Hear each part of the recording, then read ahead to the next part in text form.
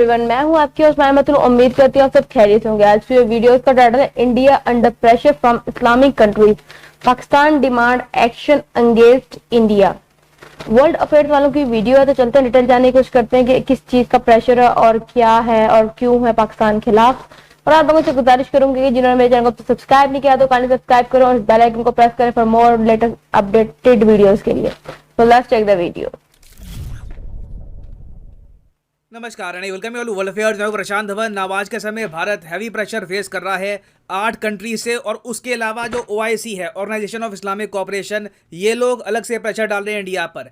Initially आप अगर देखो तो प्रेशर आ रहा था सिर्फ कतर से प्रॉफिट मोहम्मद पर दी गई कंट्रोवर्शियल स्टेटमेंट को लेकर, मगर अब हमने देखा है रिसेंटली कि पाकिस्तान भी यहाँ पर कूद चुका है। पाकिस्तान ने भी इंडिया का जो ऑनवॉय है इनको समन किया, प्रोटेस्ट दर्ज किया, और अब पाकिस्तान ये चाहता है कि दुनिया बड़ा एक्शन ले इंडिया के अगेंस्ट प्रॉफिट मोहम्मद स्टेटमेंट के इशू को लेकर। और साथ साथ हम देख रहे हैं कि जो GCC कंट्रीज हैं, गल्फ कोऑपरेशन काउंसिल की कंट्रीज हैं, वो भी अब अग्रेसिवली इंडिया के अगेंस्ट बोल रही है। कुवैत ने आप अगर देखो तो ये स्टेटमेंट जारी करी है, जहां पर ये लोग भी कह रहे हैं कि ये लोग निंदा करते हैं कि इंडिया में जो स्टेटमेंट दी गई थी अबाउट प्रॉफिट मोहम्मद, ये बिल्कुल गलत थी, इसके खिलाफ एक्शन लेना चाहिए। तो इस वीडियो में हम जानेंगे कि अब तक कौन कौन से कंट्रीज हैं जो भारत पे प्रेशर डाल रहे हैं, और भारत ने OIC की स्टेटमेंट को लेकर, ऑर्गेनाइजेशन ऑफ इस्लामिक कोऑपरेशन की जो स्टेटमेंट है यहाँ पर, जो डिमांड कर रही है कि UN एक्शन ले इंडिया के अगेंस्ट, इस स्टेटमेंट के बारे में इंडिया ने क्या कहा है, ऑफिशियली भारत सरकार का यहाँ पर क्या स्टांस है। मगर आगे बढ़ने से पहले आपसे एक क्वेश्चन पूछूंगा। क्वेश्चन यहाँ पर यह है कि थीम क्या है इंटरनेशनल योगा डे 2022 का। रिसेंटली देश के प्रधानमंत्री ने यह कहा है कि 21 जून 2022 को जो हम इंटरनेशनल योगा डे सेलिब्रेट करेंगे, उसका थीम ये होगा। तो आपको बताना है कि इस साल के योगा डे का थीम क्या है। ये है यहाँ पे आपकी option yoga for humanity, option B happiness and yoga, option C yoga with soul, या फिर option D yoga for life. Comment section में करिए उत्तर, सही आंसर आपको मिलेगा वीडियो के एंड में। ना अगर हम देखें अभी तक टोटल 7 कंट्रीज हैं और एक संगठन है जिसने ऑफिशियली विरोध किया है प्रॉफिट मोहम्मद पर दी गई कंट्रोवर्शियल स्टेटमेंट को लेकर इन इंडिया। यहां पर आप देख पाओगे अब अगेन यहां पर भी 2 टाइप के देश आपको मिलेंगे। एक कैटेगरी है उन कंट्रीज की जिन्होंने प्रोटेस्ट किया है और इंडिया का ऑनवॉय भी सम्मान किया है। देखो, डिप्लोमेटिक लैंग्वेज में जब एक कंट्री का आप ऑनवॉय मतलब कि राजदूत, उनको आप सम्मान करते हो तो माना जाता है कि काफी आपने एक बड़ा स्टेप लिया है डिप्लोमेटिकली। तो उस केस में अगर हम देखें तो कतर, कुवैत, ईरान, पाकिस्तान, ये 4 देश हैं जिन्होंने बड़े स्टेप्स लिए हैं।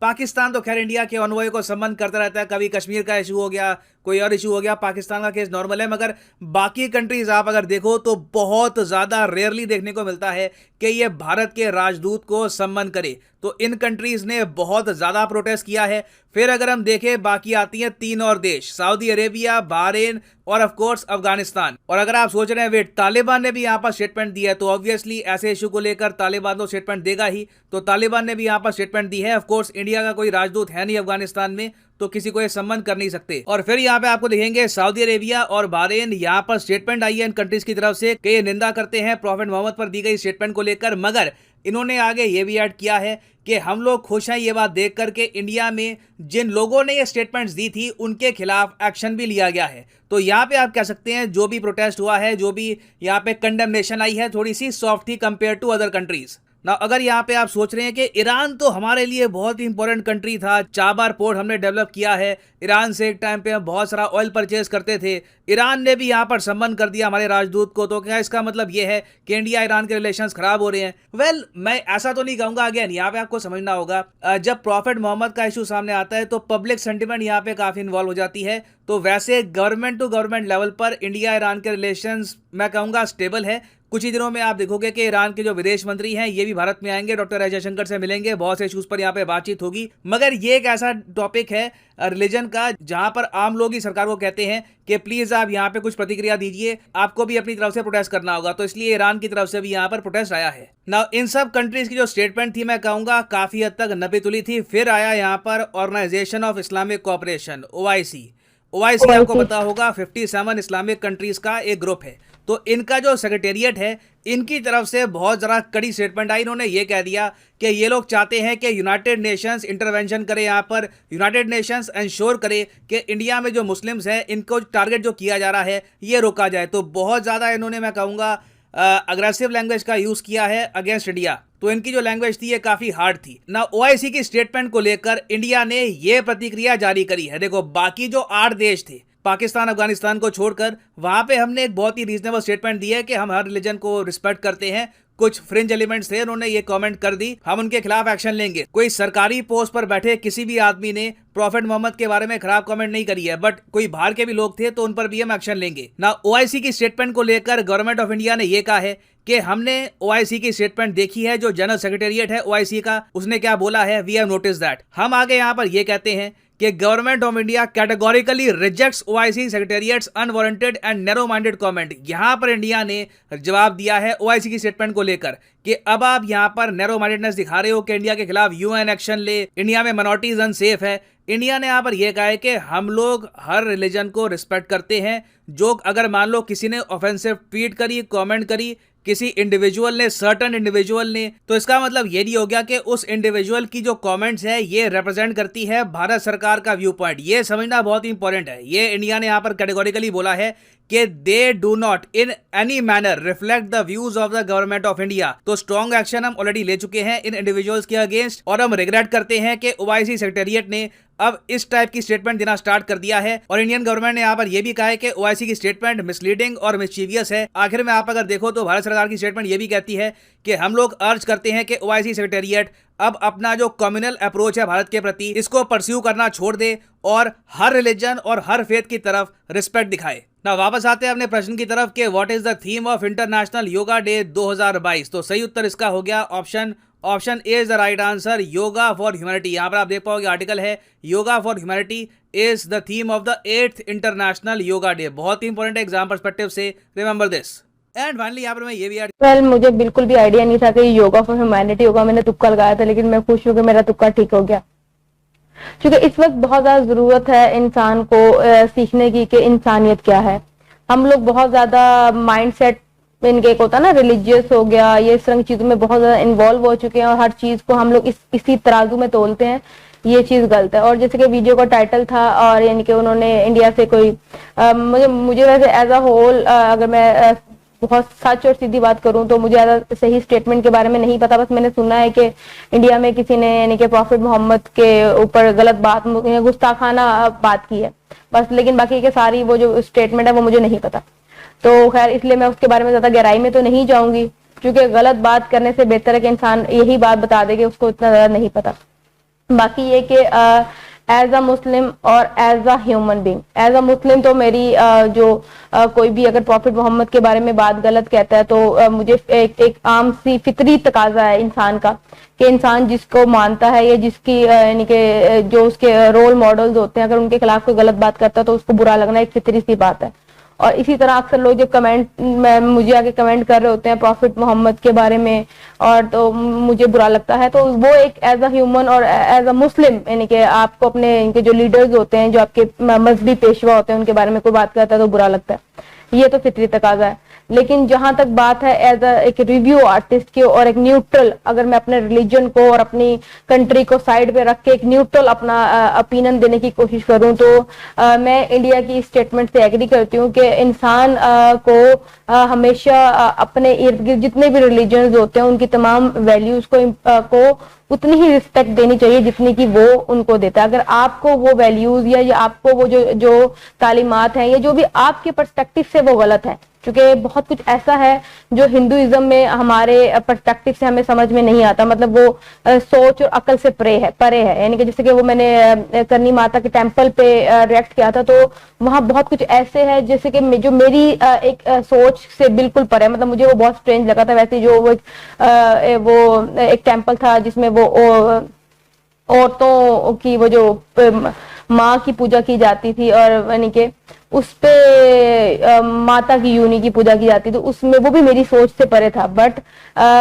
पर मैंने उसको इसी तरह रिएक्ट किया जैसे कि मेरे लिए मेरा रिलीजन, मेरे कॉन्सेप्ट बहुत वैल्यूएबल है। इस तरह दूसरों के रिलीजन और उनकी जो वैल्यूज हैं वो भी इंपॉर्टेंस रख सकते हैं। जरूरी नहीं है कि अगर वो मेरे पर्सपेक्टिव से गलत है या मेरे दिमाग में वो समझ नहीं आता या मुझे उसकी समझ नहीं आती तो वो गलत है। क्या पता उसके पीछे भी लॉजिक हो।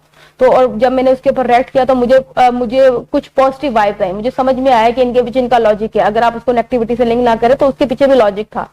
तो खैर ये मेरा ओपिनियन है। और इसी तरह से इंडिया ने स्टेटमेंट दी कि भाई हम हर एक को इम्पोर्टेंस देते हैं, और हमारे लिए अगर कोई पर्सनल पर्सन को बदतमीजी करता है या गलत बोलता है, उसमें पॉलिटिशियंस का और वहां के जो लीडर्स हैं, ठीक है, उनका कोई कसूर नहीं है। उनको एक एज अ पूरी समुदाय को लिंक करना गलत बात है कि भाई इंडिया में उस बंदे को इसलिए इतनी अथॉरिटी मिली है, इतनी उसकी ताकत इस वजह से बढ़ गई, चूंकि इंडिया जो है वो एक हिंदू कंट्री है और इस वजह से उन्होंने बोला। उसको इस चीज से लिंक करना ना, फिर वो यही बात है कि आप उनको डिवाइड कर रहे हैं जात पात के ऊपर, ये चीज गलत है। जबकि इंडिया के अंदर मैंने जो अक्सर मैं अपनी वीडियो में बात करती हूँ कि इंडिया की जो सबसे अच्छी बात है वो कहते हैं कि हम नेशनल पहले हैं और हमारे जात पात जो वो बात की बात है।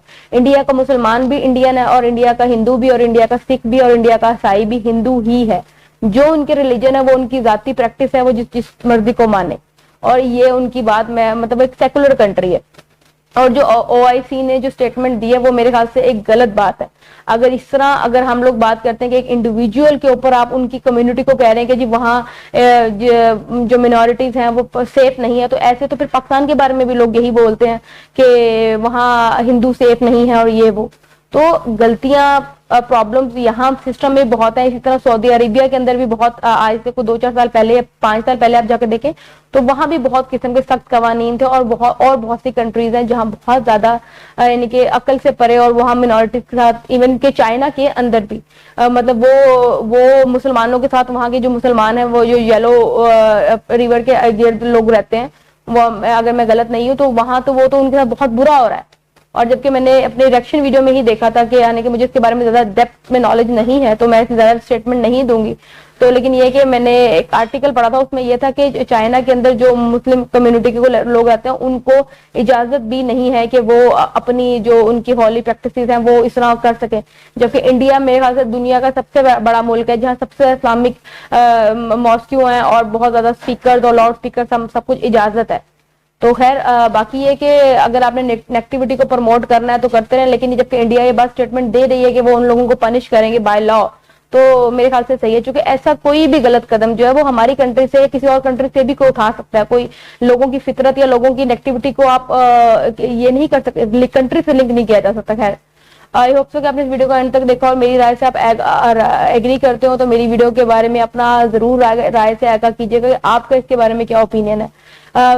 मैंने अपनी तरफ से पूरा न्यूट्रल होकर और एक इसको रिएक्ट किया, मतलब मैंने इसको इस बात से लिंक नहीं किया कि मैं मुस्लिम हूं तो इंडिया ये कर रहा है, लेकिन मैं बस ये चाहती हूँ कि जो भी कोई गलत करता है, मतलब अगर कोई जैसे कि मेरे लिए हजरत मोहम्मद सल्लल्लाहु अलैहि वसल्लम बहुत ज्यादा काबिल एहतराम हस्ती है कायनात के अंदर, अगर उनके खिलाफ तो गलत बोलता है तो मुझे बुरा लगता है।